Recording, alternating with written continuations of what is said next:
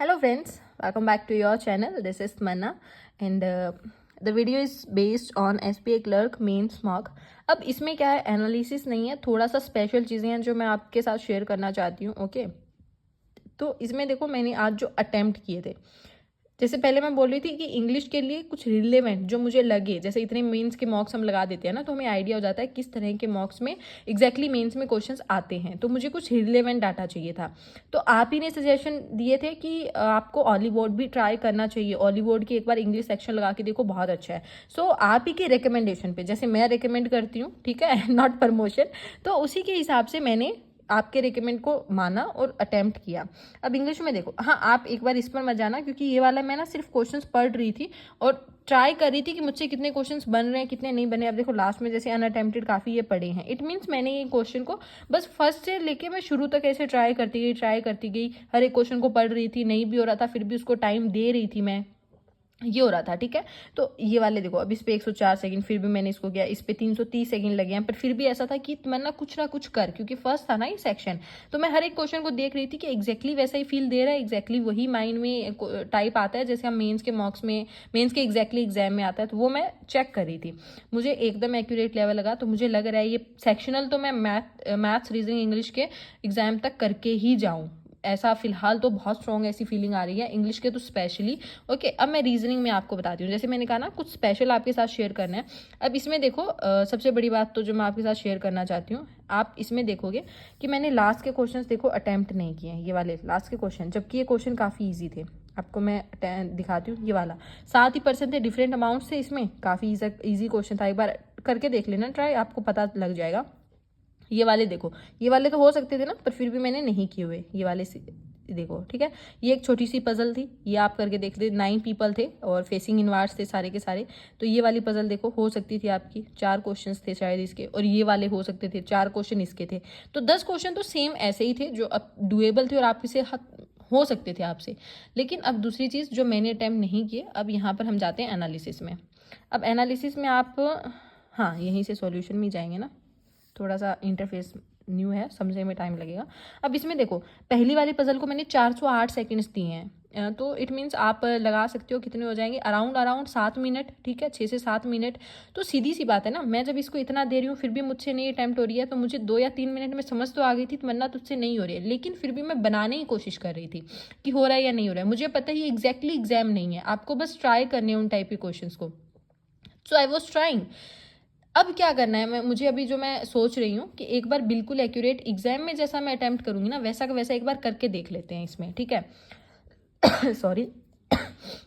तो ये वाला एक तो मॉक मैं अभी ट्राई करूंगी, मैं क्वांट का, जो एग्जैक्टली मैं एग्जाम में कैसे क्वेश्चंस को फाइंड आउट करूंगी, कैसे करती हूँ, वो वाला मेंस में. ओके, और ये वाला जो है ना, इनमें से ये आज परचेज करने हैं एग्जैक्टली मुझे, आज मैं परचेज करूंगी इनको. और उसके बाद में ऐसे भी कल जो है ये इंग्लिश और रीजनिंग, ये जो एग्जैक्टली एग्जाम में, जैसे रीजनिंग में मैं एक एक क्वेश्चन फाइंड आउट करूंगी, पहले सिंपल वो करूंगी, फिर थोड़ा सा मॉडरेट लेवल वाले करूंगी, फिर मैं हार्ड वाले ट्राई करूंगी. सेम मैं यही सोच रही हूँ, तो ये कल अटेम्प्ट करूंगी मैं.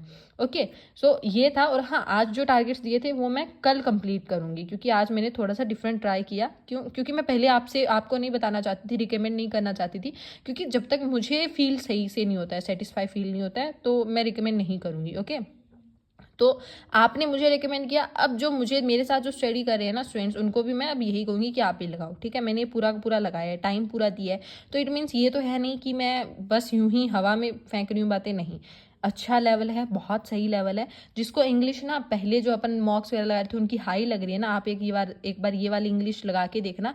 एटलीस्ट क्वेश्चन अटेम्प्ट मत करना, लेकिन जो जो इसमें आ रहे हैं ना, पैसेज आ रहे हैं, जो क्वेश्चंस आ रहे हैं, वो पढ़कर ज़रूर देखना. अटेम्प्ट भले ही मत करना, मैं नहीं कह रही हूँ आप अटेम्प्ट करो. सेम रीजनिंग में आप अराउंड 25 मार्क्स इसमें यार ईजिली ले सकते हो. जैसे 10 मार्क्स तो वैसे ही आ रहे हैं. ये 7 नंबर पता है क्यों कट हुए, एक वो थी नंबर वाली पजल थी, उसमें क्या हुआ, अगर मैं आपको दिखाती हूँ, मैं अटेम्प्ट वाली दिखा देती हूँ जो मैंने, सॉरी मैं रज़ाई में बैठी हूँ, मैं वहीं पर वीडियो बना रही हूँ भाई, ठंड बहुत ज़्यादा है समझो. अब देखो ये वाले मैंने ये वाले किए थे मैंने क्वेश्चन, ये वाला जो होता है ना अपना फॉर्मेट में आता है, अपन को सॉल्व करना होता है. अब इसमें क्या हुआ, इसका जो ये तो जो अपन को दी होती है क्वेश्चन में, ये इसका फर्स्ट स्टेप था और आगे के सारे ये 9 स्टेप थे। लेकिन जब सॉल्यूशन किया ना मैंने, ये वाला स्टेप मैंने मिस कर दिया, ये गिना ही नहीं, मैंने आगे 9 स्टेप गिन लिए, 10वां स्टेप ही नहीं गिना। ये हुआ है मेरे साथ। तो अब इट मीन्स ये तो नहीं है ना कि मुझसे हो नहीं रही है या फिर मैंने गलत कर दिया। हाँ, गलती मैंने की सॉल्व करते टाइम, तो इसीलिए वो क्वेश्चन वहाँ से 5 डायरेक्ट गलत हो गए। समझ रहे हो आप? तो वैसे गलती मेरी थी और स्टूपिड सी गलती थी। होप सो एग्जाम में ऐसी नहीं करूं, इसी की वजह से वो इतनी एक्यूरेसी रीजनिंग में ख़राब बता रहा है, वरना रीजनिंग में ठीक चल जाती है। ठीक है, इंग्लिश में हाँ ऊपर नीचे चलता है, कभी 50-60 आती है तो कभी 90 आ जाती है। ओके, ये रहा टोटल इसका ओवरव्यू। तो लिंक मैं आपके साथ शेयर कर रही हूँ। ये वाले अब देखो, हमने एक से एक उसका तो लगा लिया, एक सोर्स तो कंप्लीट कर लिया अपन ने, 5 उसमें मॉक हो गए ना। अब ये वाला अपन कंप्लीट करते हैं फटाफट से, दिन में 2 निकालने की कोशिश करेंगे। तो टारगेट डेली अगर आप स्टूडेंट्स चाहते हो, हाँ एक जो क्वेश्चन बार बार बच्चे बोल रहे थे, या आप अगर मेरी पूरी वीडियो सुन रहे हो ना तो आपको समझ में आएगा। स्टूडेंट्स कह रहे थे कुछ एक नॉर्मल कमेंट्स आ रहे थे, करंट अफेयर्स पर ज़्यादा फोकस करो, करंट अफेयर्स पर ज़्यादा फोकस करो। तो देखो सिंपल सी बात है, करंट अफेयर हर एक बच्चे की एक लिमिट होती है। मुझे पता है मेरी करंट अफेयर्स में लिमिट है 15 to 20 मार्क्स की।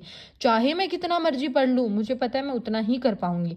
तो जिसमें मैं ज़्यादा करती हूँ, जैसे मैथ्स और रीजनिंग में मैं बहुत अच्छा कर सकती हूँ, तो उसमें मुझे ज़्यादा टाइम देना चाहिए ना। इसमें पता है अपन को सेक्शनल नहीं होता, तो मैथ्स रीजनिंग में भी अराउंड मैं 25-30 मार्क्स, अराउंड 60 भी बनाने की कोशिश करूँ तो बहुत अच्छा है। इसमें टोटल 100 मार्क्स का आपका मैथ्स रीजनिंग आता है। तो 100 मार्क्स में से 100 मार्क्स का ही होता है और 110 मार्क्स का आता है। 110 का याद नहीं यार मेरे दिमाग में, सही बताऊँ फिलहाल ना बहुत ऐसे रायता सा फैला हुआ है। तो सच में मैंने इतने मॉक लगा लिए, ध्यान नहीं आ रहा मेरे को। 100 होता है, 50 क्वेश्चन जो भी है देख लेना। मतलब रेशियो होता है ना वो मैथ्स रीजनिंग का ज़्यादा होता है, तो उसमें से अराउंड अगर मैं 55-60 बनाने की कोशिश करूँ तो मेरे लिए अच्छा होगा वो। तो देख लेना आप। ओके, बाकी all the best guys and thank you so much आपके सपोर्ट के लिए, आपके साथ के लिए। ओके एंड बाकी तो टेलीग्राम पे आप सब हो ही, ग्रुप स्टडी अपनी चल ही रही है। सो अभी मिलते हैं अपन नेक्स्ट वीडियो में। होप सो आपको आज की वीडियो से कुछ नई चीज़ें सीखने को मिली होंगी, कुछ नया पता लगा होगा। ओके, बाकी कोई भी डाउट हो, कैसा भी डाउट हो, सॉरी अभी मत पूछना, टाइम नहीं है। ओके, टेलीग्राम में तो मतलब कमेंट सेक्शन वगैरह में तो हाँ, अगर जैसे कुछ है कि इंग्लिश के लिए क्या करें, मैथ्स के लिए क्या करें, रीजनिंग के पहले वीडियो बन चुकी हैं और यूट्यूब पर ऐसी बहुत वीडियो पड़ी हैं। मैं सिर्फ आपके साथ अपनी जर्नी शेयर करने के लिए हूँ, एक्सपीरियंस शेयर करने के लिए हूँ। I am not here like a teacher. Okay, so as a teacher मुझे मत लो, हाँ एज अ गाइड आप ले सकते हो, as a student, as a friend, as a sister, जो भी है। ठीक है, सो लेट्स सी आगे क्या रहता है।